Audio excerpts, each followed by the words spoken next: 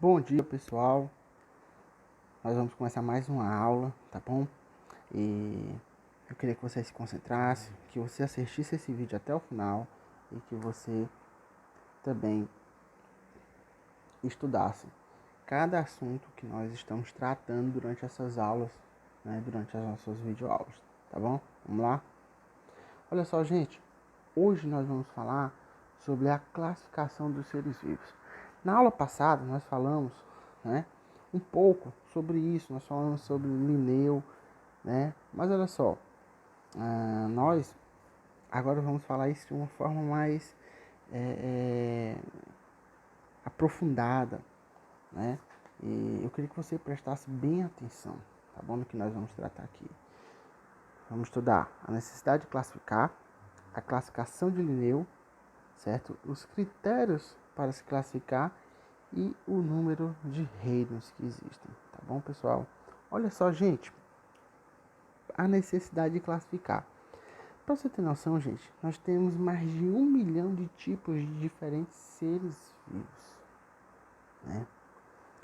E aí vem a pergunta: como podemos classificá-los?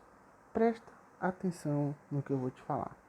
Quando você vai no supermercado, né, para comprar algum produto, você pode, né, achar rapidamente, né? E por que isso acontece? Porque cada produto está colocado no lugar apropriado, né, conforme um critério que é lógico. Dessa forma, se você está procurando, né, um óleo, você vai aonde? Você vai na parte onde tem óleo, né, onde tem tempero. Você não vai na parte onde é produto de limpeza, certo? Então, essa organização ela existe, né, para que a sua vida seja facilitada quando você for fazer uma compra, certo? E da mesma forma é no reino animal. No reino animal, nós temos vários animais, certo? Nós temos, por exemplo, o cachorro, nós temos o gato, nós temos o morcego, né? Nós temos o rato, o avestruz, a mosca, né? E presta atenção, alguns animais voam, outros não voam. Alguns animais são mamíferos, outros não são. Alguns são répteis, outros são anfíbios, né? Então, existe uma classificação, existe uma necessidade de classificar. Por que essa necessidade de classificar, né? E como isso se iniciou? Olha só, gente, esse processo ele se iniciou ainda lá na Grécia Antiga, como você pode ver no slide, né? Esse cara bem aí, o Teofrasto, ele tentou classificar todas as plantas, né, conhecidas, tendo como critério o quê? A forma e o lugar onde viviam essas plantas. Então presta atenção bem aqui. Olha só, critério é uma palavra muito importante, tá bom? Critério. Por quê? Porque é a partir de alguns critérios que você vai classificar, certo? Os animais, as plantas, né? E os outros organismos, tá bom, pessoal? Então é importante a gente entender isso. Vamos lá. Olha só, o que aconteceu. A partir desse primeiro momento, né, onde o Teofrasto, como a gente viu, começou, né, esse processo de classificação, teve ali alguns problemas, que foi uma falta de comunicação. E o que essa falta de comunicação provocou? Né, provocou uma dificuldade em termos, né, um sistema único de classificação. Por exemplo, você tem um CPF, né? E onde quer que você chegue, que você apresente esse CPF, né? As pessoas vão saber os seus dados a partir dele, entendeu? Então, existe nesse tempo uma dificuldade, né? Em um animal tem um CPF, por exemplo. Né? Por quê? Porque algumas características, né? Como a gente está vendo bem aí no lado, né? O morcego voa, né? A mariposa voa também e o tucano voa. Mas olha só, o morcego ele é mamífero, né? A mariposa já não é mamífera, né? A mariposa ela vem de ovos, né? Vocês estão entendendo? Então, são animais que eles até voam, mas eles são diferentes. Vocês estão entendendo? E foi a partir desses resultados estranhos, né, que essa questão da classificação começou a ser melhor elaborada. E aí é aonde entra a figura, né, do Linneu, que a gente vai ver daqui a pouco. Mas olha só, se você for ver o tubarão, né, e a baleia, qual é o habitat dele? O habitat deles é a água, né, são os oceanos. E a baleia, ela é um mamífero, como você pode ver nessa foto aí, né? O tubarão já é um peixe, né? E o pepino do mar já é outro, né? Já é outro organismo vivo marinho. Então, você consegue entender? Aí, para você poder, né, se aprofundar mais, eu sugiro que você procure algumas diferenças entre os tubarões e as baleias. Tá bom, pessoal? E a gente vai começar a entender melhor essa questão. Mas olha só, vamos continuar. Classificação de Linneu, né? Linneu, ele foi um cientista do século XVIII, né, que propôs um sistema de classificação e nomenclatura, né, que é usado até hoje e que vem sendo aperfeiçoado até hoje, né? E olha só, nesse sistema que Linneu desenvolveu, todos os seres vivos são agrupados em reinos diferentes. Tá bom? Olha só. Todos os seres vivos são agrupados em reinos diferentes. E cada reino é subdividido em diversos filos. Cada filo é subdividido em diversas classes.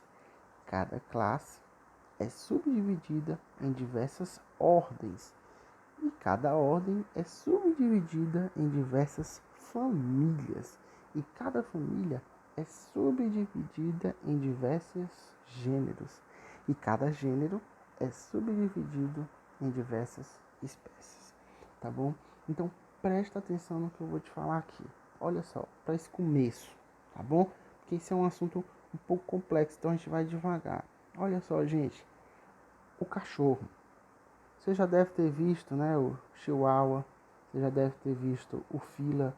Você já deve ter visto um Pitbull, né? E todos eles são cachorros, certo? Ou seja, eles são da mesma espécie, certo?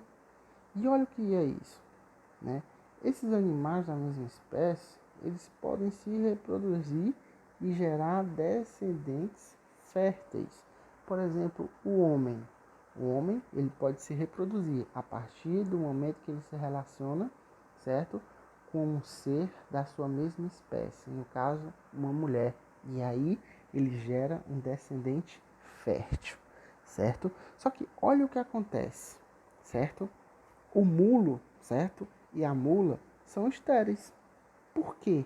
Porque não são capazes de gerar filhos, pois resultam de quê? De um cruzamento entre animais com parentesco, né? Mas de espécies diferentes, que no caso é a égua com o jumento ou o cavalo com a jumenta, certo? São espécies diferentes, a égua e o jumento, certo? O cavalo e a jumenta. E aí, a partir desse cruzamento desses animais, gera a mula, né? No caso, fêmea, e o mulo, macho. Agora, se for o cavalo e a égua, vai gerar ou uma égua, tá? Ou um cavalo. Tá bom, gente? Então, para esse primeiro momento, para a gente estar aqui entendendo isso, tá? E olha só, ao todo, gente, são 7 grupos de classificação ou 7 categorias taxonômicas, tá bom? E o que é taxonomia?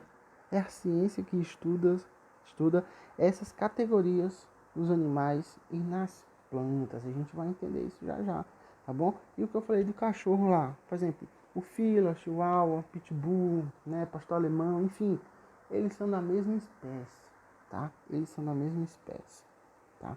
Agora, por exemplo, E qual é o nome dessa espécie, né? Ela é conhecida como cães familiares, né?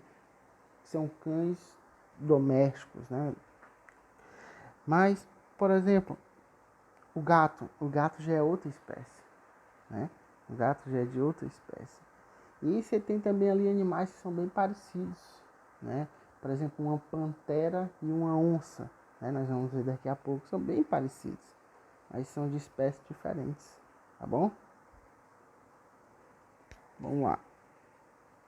Olha só, quais são esses critérios para classificar? Nós temos 3, tá bom? A aparência, tá? A anatomia, beleza? E a questão, né, da bioquímica, né? Da questão, por exemplo, das moléculas do sangue dos animais, né? Olha só, gente, deixa eu falar uma coisa aqui para você. Presta atenção aqui. Os animais, né, como a onça e a pantera, eles são bem parecidos, né? Existem algumas semelhanças, certo? Então, quanto maior for a semelhança entre os dois, né, mais eles devem ter parentesco, né? No caso, nós estamos olhando bem uma onça e uma pantera. A gente vê, né, é evidente que existe um parentesco, né? E a anatomia? A anatomia é uma estrutura interna dos seres, certo? Quanto mais parecida for essa estrutura, maior será o parentesco entre os seres. Olha só, um cientista, quando ele analisa os esqueletos de um pardal, eu não coloquei aqui, mas você pode olhar ele na internet, e de uma galinha, ele percebe que os ossos ali, né, são praticamente os mesmos, né? Só que existem tamanhos diferentes, né? E isso indica, tá, um parentesco entre a galinha e o pardal. Mas também a gente tem uma questão aqui e um critério que é muito importante, que é a análise bioquímica, certo? Ou seja, é a análise das substâncias que formam um ser vivo, certo? Olha só, se você comparar a molécula de hemoglobina do sangue de um ser humano, né? No caso, você não está vendo um ser humano, você está vendo uma máquina de fazer gol, né? O Cristiano Ronaldo, melhor jogador do mundo, né? Quando se você pegar Cristiano Ronaldo, essa máquina de fazer gols, né, melhor do que o Messi, se você pegar e comparar as moléculas de hemoglobina do sangue dele, né, com a de um chimpanzé, você não vai ver nenhuma diferença, né?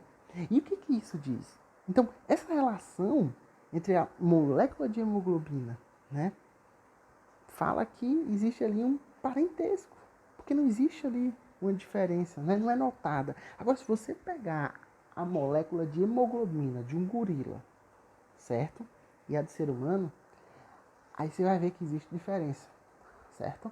Os cientistas, tá? Eu tô falando isso aqui baseado no que a gente tem como estudo, tá? Então você vai ver que tem diferença. Então, a relação, né, em relação a outros macacos, a molécula de hemoglobina do ser humano apresenta mais diferença, indicando, né, menor grau de parentesco. Por exemplo, nós seres humanos temos mais grau de parentesco com os chimpanzés. Por quê? Porque nós não vemos diferença, tá, na molécula de hemoglobina, mas se você comparar com o do gorila, você já vê diferença. Então você já vê um distanciamento desse parentesco. Você está entendendo? Então é muito importante você entender isso. Tá bom, pessoal? E aí, a gente agora vai para o número de reinos, né? Nós temos aí o reino Monera, tá? Nós temos o reino Protista, nós temos o reino Fungi, o Plantae, tá? Como o nome das plantas, e o Animalia, né? Que são os animais e é aonde nós estamos inseridos, né? E é isso que eu quero te explicar, né? Para você entender o que é essa questão aí, né? De reino, filo, né? Classe, ordem, família, gêneros, espécie. Qual é a nossa espécie, né? Nós somos os Homo sapiens sapiens, né?